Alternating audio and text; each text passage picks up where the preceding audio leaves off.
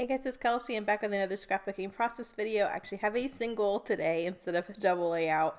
I have this one photo of Maximus, the biggest alligator that was at St. Augustine's alligator farm.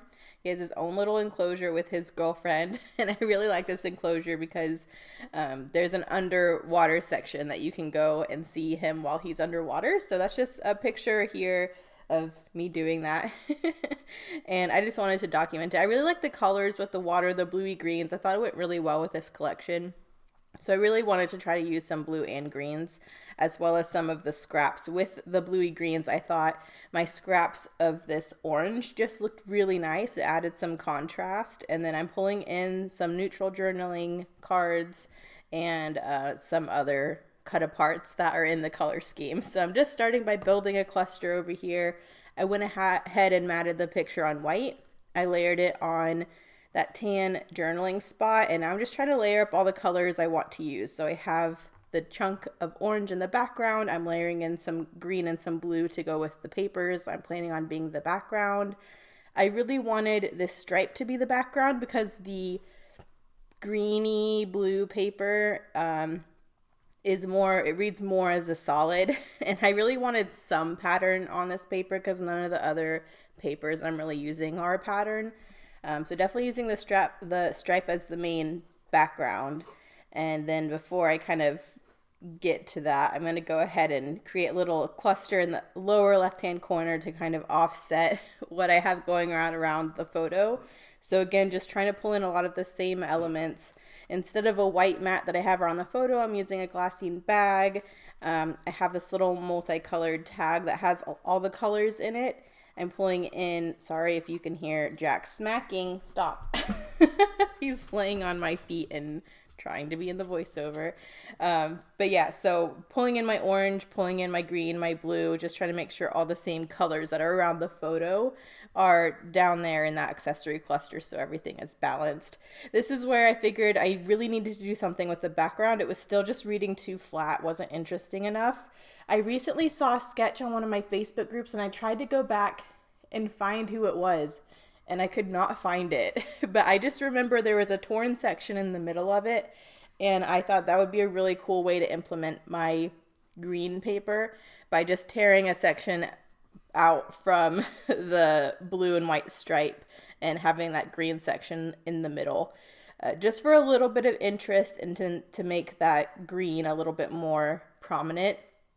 I thought about using the top of the paper that was more green, but the more I looked at it, the bottom of this paper has some blue mixed into it, and it really reminded me of the water that was in the photo. So I decided to go with that instead, even though it's not as big a contrast as the green would have been. I really like this blue mixed in just because I think it goes with the photo so well. And I kind of feel like my background is mimicking the photo. There's this wall of water where I can look in and see Maximus through this window, so I kind of think it's cool this kind of watery paper is between the tears on the layout.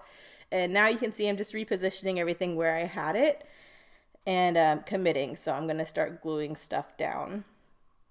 This one's a pretty simple one. Again, I'm just trying to use scraps and stuff I already had. I really didn't want to tear into another 12 by 12. I already used 2 on this layout, so I'm really relying on this orange scrap and my cut aparts to get me through. So a couple of the other cut apart pieces, there is this ore that's in my color scheme that has that kind of orange on it, so I really wanted to use that to pull some more of that orange out. And then I realized there were 2 smaller canoe paddles, oars, on the sticker sheet, so I'm going to layer a couple of them down in the lower cluster too, just so that motif is repeated. It's a picture of water. We're not canoeing on the water, but I'm still going to go ahead and use it just because it's the vibe for this whole vacation or by the ocean, and I'm trying to get these things used up. This is why I decided to pull in one of these dictionary stickers because it's the same tan color as the journaling spot behind my photo, and that was a color I was missing down in my cluster. So I'm going to pop that up on some foam so that piece has a little bit of dimension. Everything's very flat right now, so I needed something I could pop up. So I'm going to go ahead and do that with the dictionary sticker. And then I think these 2 clusters will be pretty well balanced. So now I just need to kind of figure out finishing touches. I hadn't trimmed this orange yet. I wasn't sure how long I wanted that piece. But now that I'm kind of starting to commit, I'm going to trim that down a little bit just because I don't want it to be as long as it is. So I'm just going to trim that up. And I think that looks proportionately better. So I'm going to get all of this stuff glued down. I pulled out my teal Heidi Swap Color Shine just to emphasize the blue. I thought I wanted some sparkle on here, but I didn't want to pull in any of the gold that's in the collection. So I decided to go with the teal instead. So I'm just going to sprinkle that on the diagonal once I get everything stuck down. So that'll be something that kind of adds a little sparkle, but it's not super in your face. So I'm going to shake that up really quick. That long oar, I finally got some more Tombow Mono multi-glue. So I did put some glue on the back of the oar. It's just set aside so it can dry a little bit. I prefer when that stuff is kind of sticky, so I'm not really committing to it. I'm always worried I'm going to want to move stuff down, and if you use that glue when it's wet and you let it dry, you're not getting that stuff back up. So I just chose to let it get a little bit dry before I stuck it down. And then the word sticker I had on that little tab, it said like perfect or something like that, but I just decided to trim it down a little bit. But I like that word sticker because it has the slightly darker version of the orange that's on the tag at the bottom. So that color is up there as well.